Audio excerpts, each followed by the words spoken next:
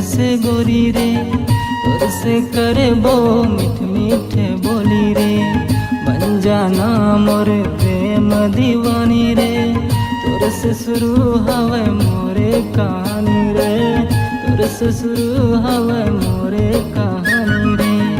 आजा ना मोरे मन के तय मीत रे, दिन भर गावत रखा तोरे मैं गीत रे।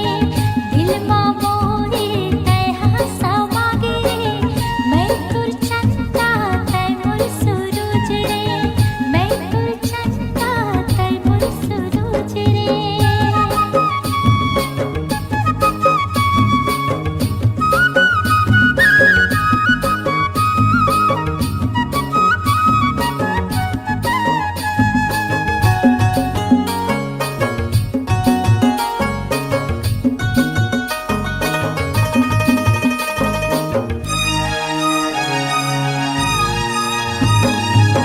रात की निंदिया मोरे चुरा के, पाँव के पैरी तहाँ बजा के, पाँव के पैरी तहाँ बजा के।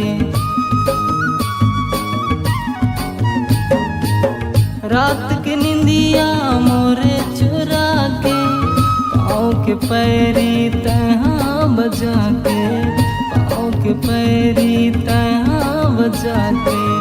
ले जाऊँ तोला भावर परा के, तोर संग माँ गोरी बिहार चाके, तोर संग माँ गोरी बिहार चाके। भुन्ना रे मोर माया के डोरी रे, बांधल मोर संग पीरित के डोरी रे।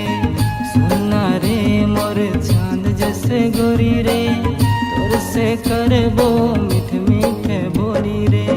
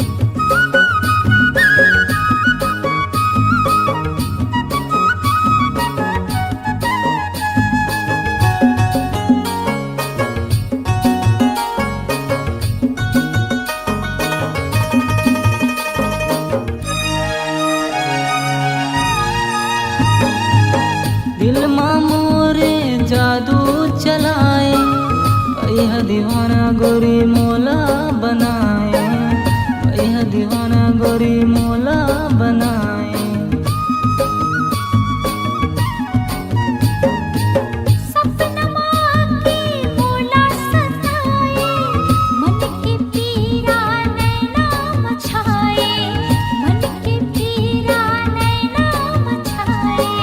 मन माँ मोर गोरी दिया जलाए, माया पीरित के आगे लगाए, माया पीरित के आगे लगाए।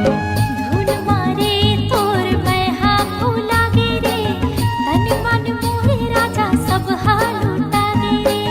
सुनना रे मोर चांद जैसे गोरी रे, तोर से करबो मीठ मीठ बोली रे। दिन भर गावत रखा तोरे मैं गीत रे, तोर से करबो मीठ